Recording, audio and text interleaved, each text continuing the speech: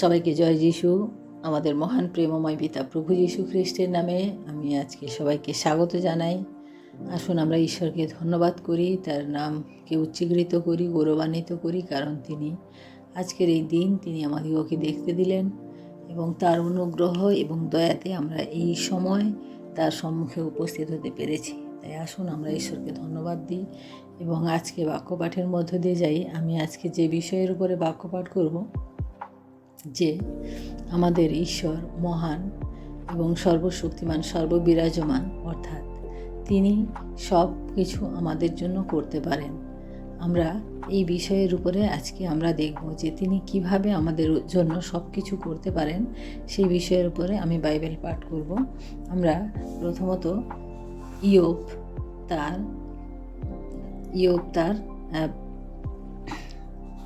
42 অধ্যায় আমি 2 পদ আমি পাঠ করি। এখানে বাক্য বলে, আমি জানি তুমি সকলই করিতে পারো, কোনো সংকল্প সাধন তোমার অসাধ্য নয়।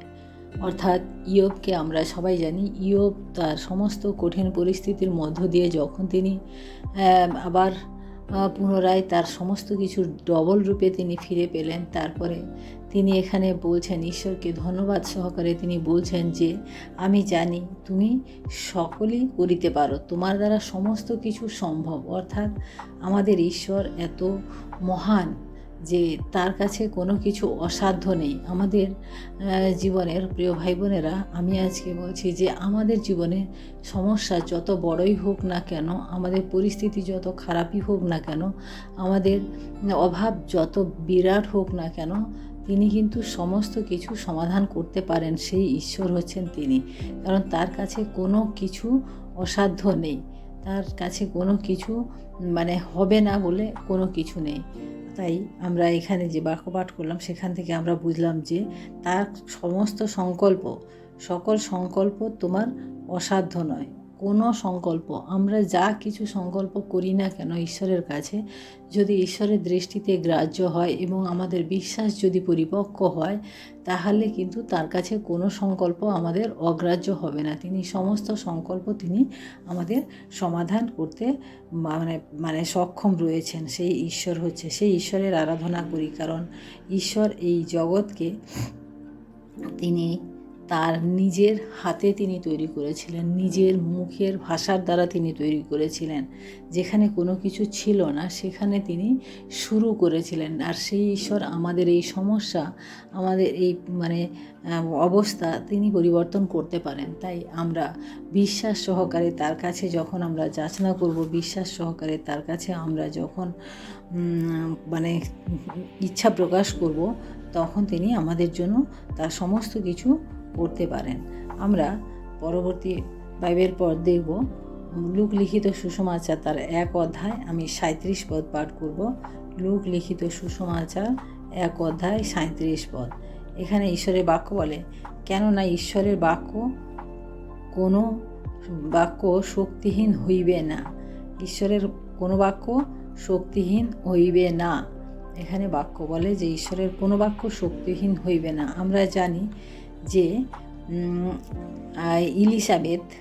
ইলিসাবেথ বৃদ্ধ বয়সে 90 বছর বয়সে তিনি সন্তানের জন্ম দিয়েছিলেন। আমরা এটা কখনোই কল্পনা করতে পারি না যে 90 বছর বয়সে একজন মহিলা তিনি সন্তান জন্ম দেবেন। অর্থাৎ তিনি যখন 90 বছর, তার স্বামী তখন 100 বছর। অর্থাৎ এই সময় সন্তান জন্ম দেওয়ার যে ক্ষমতা, সেটা কিন্তু কোনো মানুষের থাকে না। কিন্তু এখানে ঈশ্বরের বাক্য তার কাছে এসেছিল যে তোমার পুত্র হইবে, পুত্র জন্মাইবে। অর্থাৎ আমরা ঈশ্বরের যে তার অনুগ্রহ, যে আশীর্বাদ, সেটা এলিজাবেথের উপরে এসেছিল, কারণ তার বিশ্বাস, তার প্রার্থনা, তার ভালোবাসা ঈশ্বরের প্রতি, তার সমস্ত কিছু ঈশ্বরে তার প্রতি ঘটিয়েছিলেন। তাই আমরা দেখি যে কেননা ঈশ্বরের কোনো বাক্য শক্তিহীন হইবে না। ঈশ্বর আমাদের জন্য যা কিছু বলেছেন, যা কিছু আমাদের জন্য তিনি করেছেন, তার কোনোটাই তিনি শক্তিহীন হবে না, কোনোটাই কখনো ক্ষয় হবে না। তাই প্রিয় ভাই বোনেরা, আমরা হবে না বা হতে পারে না এরকম কোনো কিছু নেই। কারণ এই জগৎকে যিনি নিজের মুখের ভাষাতে যিনি সৃষ্টি করেছেন, যিনি এই জগৎ সৃষ্টি করেছেন এবং যে মানুষকে তিনি নিজের হাতে মাটি দিয়ে তৈরি করতে পেরেছেন, তার কাছে কোনো কিছু অসাধ্য নেই। তাই আমাদের সমস্যা যত বড়ই হোক না কেন, আমাদের পরিস্থিতি যত খারাপই হোক না কেন, আমরা ঈশ্বরের কাছে রাখবো এবং আমাদের ঈশ্বরের কাছে আমাদের যাচনা করব এবং বিনতি প্রার্থনা সহকারে তার সাথে আমরা চলব। তাই আমরা দেখি যে আমাদের ঈশ্বর মহান, তার কাছে কোনো কিছু অসম্ভব বলে কোনো কিছুই নেই। আমরা পরবর্তী বাক্য দেখি, জির্মীয় ভাববাদের পুস্তক তার 29:11 পদ। আমরা এই পদ সকলে জানি যে ঈশ্বর আমাদের জন্য কি সংকল্প করে রেখেছেন। এখানে বাক্য বলে, কেননা সদাপ্রভু বলেন, আমি তোমাদের পক্ষে যে সকল সংকল্প করিতেছি তাহা আমিই জানি, সে সকল মঙ্গলের সংকল্প অমঙ্গলের নয়, তোমাদিগকে শেষ ফল ও আশা সিদ্ধি দিবার সংকল্প। অর্থাৎ প্রিয় ভাই বোনেরা, ঈশ্বর আমাদের জন্য সংকল্প করে রেখেছেন, পরিকল্পনা করে রেখেছেন। আমাদের প্রত্যেকের জীবনের জন্য তিনি আলাদা আলাদাভাবে পরিকল্পনা করেছেন, কারণ তার সংকল্প এখানে বলছেন যে সমস্ত কিছু আমাদের মঙ্গলের জন্য, আমাদের কোনো অমঙ্গলের নয়। তাই আমাদের ঈশ্বর আমাদিগকে যা বলেন আমরা যেন তা শুনি, আমাদিগকে যেভাবে করতে বলেন বা যেভাবে আমাদের যেখানে যেতে বলেন আমরা যেন যাই, কারণ তিনি আমাদের জন্য পরিকল্পনা তৈরি করেছেন, তিনি আমাদের পরিকল্পনা সফল করবেন। তার কাছে সেই পাওয়ার রয়েছে, সেই ইচ্ছা রয়েছে, কারণ ঈশ্বর আমাদেরকে তৈরি করেছেন তার নিজের পরিকল্পনা অনুযায়ী, তার নিজের প্রতিমূর্তিতে। প্রতিমূর্তি মানুষের কখন হয়? প্রতিমূর্তি হচ্ছে আমরা যখন আয়নাতে কিছু দেখি, সেটাই হচ্ছে আমাদের প্রতিমূর্তি।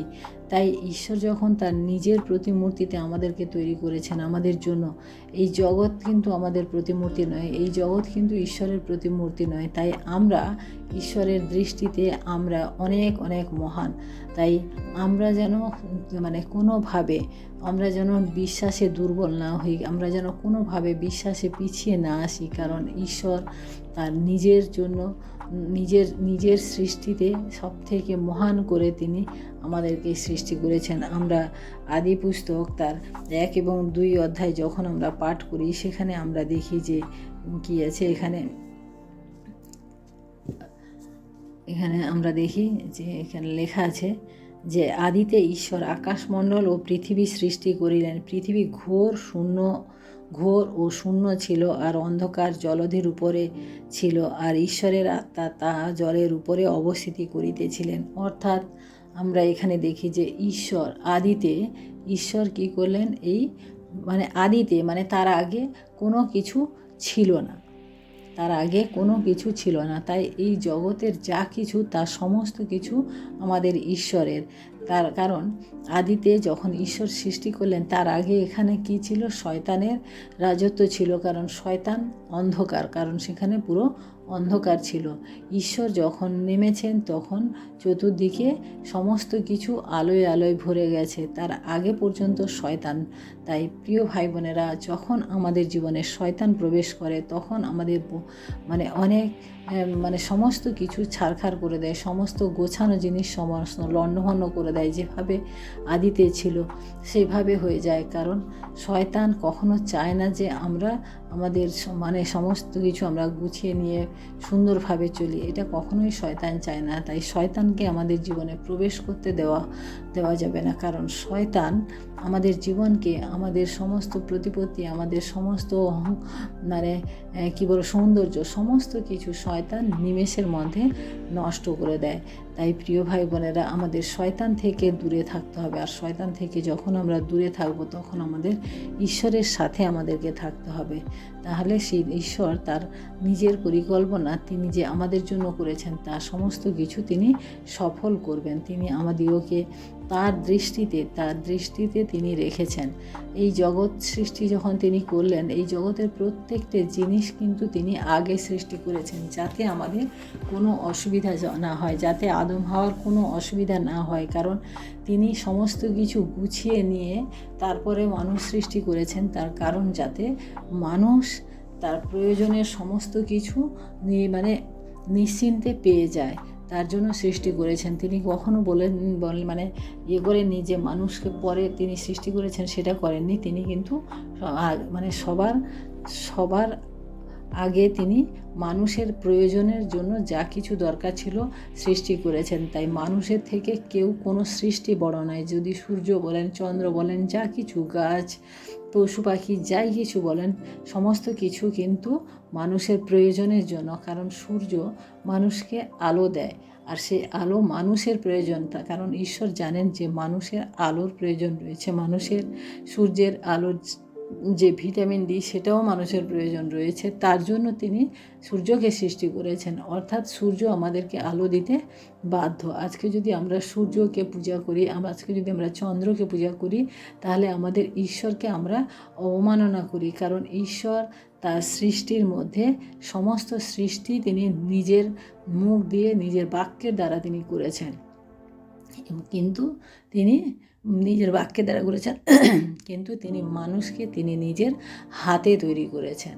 আমরা হাতে কোন জিনিসকে নিই? যে জিনিসটা আমাদের পছন্দের, যে জিনিসটা আমাদের প্রিয়, সেই জিনিসকে আমরা হাতে নিই। আমরা কোনো খারাপ জিনিস, আমরা কোনো অপ্রয়োজনীয় জিনিস কিন্তু আমরা হাতে তুলি না। তাই ঈশ্বর আমাদেরকে হাতে তৈরি করেছেন, তার নিজের হাতে তৈরি করেছেন। তাই তিনি আমাদের প্রত্যেকের সমস্ত প্রয়োজন জানেন এবং তিনি সমস্ত কিছু তিনি পূরণ করতে তিনি সক্ষম। তার কাছে সমস্ত কিছু সম্ভব রয়েছে।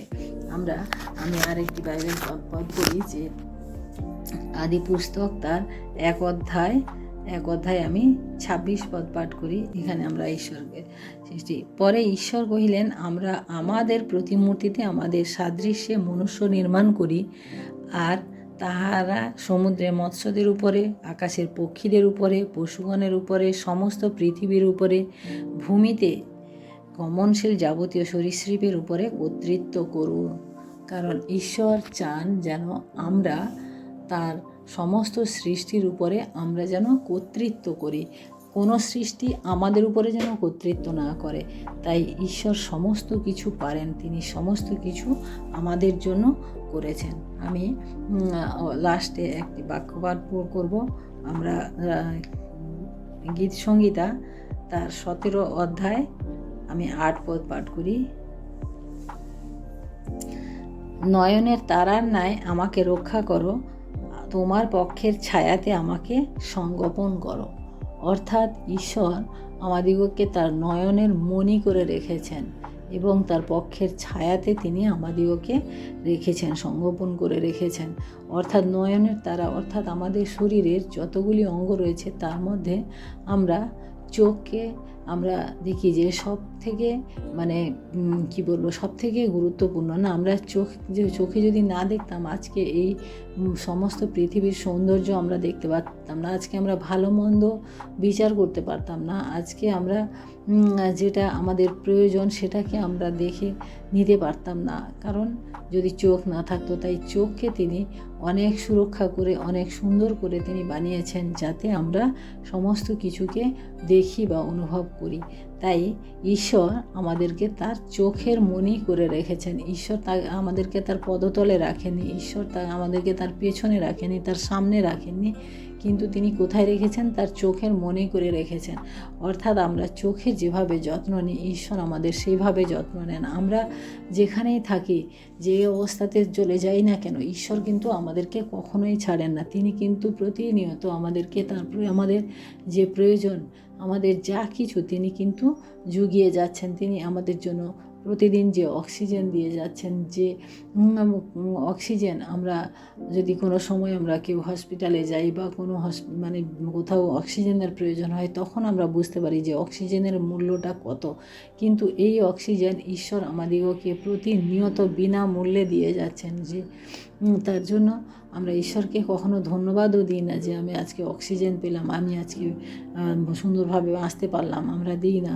কারণ প্রিয় ভাই বোনেরা, আমরা অভ্যস্ত হয়ে গেছি এইভাবে যে আমরা এই সমস্ত পেয়ে গেছি, কারণ ঈশ্বর আমাদেরকে তার সমস্ত কিছু প্রোভাইড করে গেছেন তার নিজের ইচ্ছাতে, নিজের সংকল্পে, কারণ তিনি মনুষ্যকে তার নিজের সংকল্পে তৈরি করেছেন এবং মনুষ্যের জন্য সমস্ত সংকল্প তিনি উত্তম করেছেন।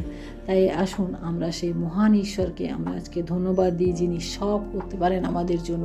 আমাদের কোনো সমস্যা, আমাদের কোনো বাধা, আমাদের কোনো বিপদ, আমাদের কোনো রোগ, আমাদের কোনো ক্লান্তি, আমাদের কোনো দুর্বলতা, কোনো কিছু আমাদেরকে স্পর্শ করতে পারবে না, কারণ আমাদের ঈশ্বর তিনি সব কিছু আমাদের করতে পারেন। তিনি সব কিছু আমাদের থেকে, আমাদের সমস্ত খারাপ কিছু তিনি দূর করতে পারেন। তিনি আমাদেরকে তার প্রতিমূর্তিতে তৈরি করেছেন, তার নিজের চোখের মণি করে রেখেছেন। তাই আসুন প্রিয় ভাই বোনেরা, আমরা সেই মহান ঈশ্বরকে আমরা আজকে ধন্যবাদ দিই, কারণ তিনি সব কিছু আমাদের জন্য, আমাদের ভালোর জন্য তিনি করেন।